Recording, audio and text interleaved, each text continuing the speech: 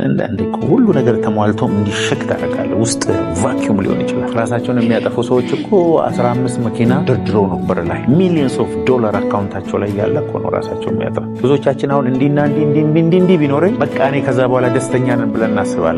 ውሸት ነው። ደስተኛ ሰው ምንም ሳይኖረውም ደስተኛ ነው፣ ሲኖረውም ደስተኛ ነው። ደስታ ለነገ የሚያስቀምጥ ሰው ደስተኛ አይሆን። ፍቅር፣ ደስታ፣ ሰላም፣ የዋህ ራስን መግዛት የመንፈስ ፍሬ ነው። መንፈስን ፍሬ ከአካለ ላይ የምትፈልገው ለምንድን ነው? መኖሪያ ቤት የሌለው ሰው አቤት እኔ ግን ቤት የሰራው ቀን የምደሰተው ደስታ ትደሰታለህ፣ ግን ለአንድ ሳምንት ነው። ከዛ በኋላ ቤት እንዳለ አእምሮ ያውቅና ሌላ የጎደለህን ነገር ይፈልጋል። ዛሬ የምትመኘው ነገር በጠቅላላ እጅ ላይ ሲመጣ ለሞመንት ለሆነ ሞመንት ትደሰትና ሌላ የተሻለ ሲመጣ ደግሞ ታፍርበታለህ። ስለዚህ ውሸት ነው ማለት ነው። ወደፊት የሆነ ነገር ሲመጣ እደሰታለሁ የሚለው ውሸት ነው። ይቅርታ ውሸት።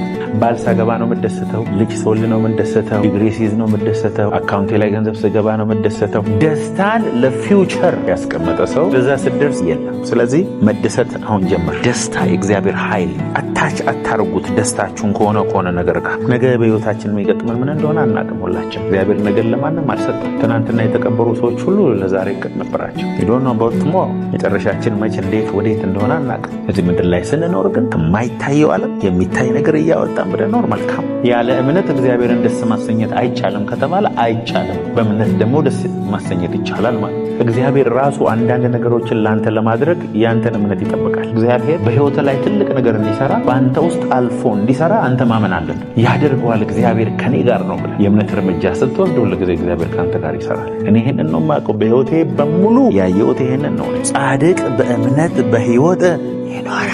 በህይወት የሚያኖረን እምነት፣ የዘላለም ህይወት ያገኘነው በእምነት፣ በመንፈስ የምንሞላው በእምነት። እምነት ከተነካስ ህይወት ተነካ ማለት። ሴጣን ታርጌቱ እምነት ጋር። ሴጣን እንደ ስንዴ ሲያበጥር አደጋ ውስጥ የሚገባው እምነት።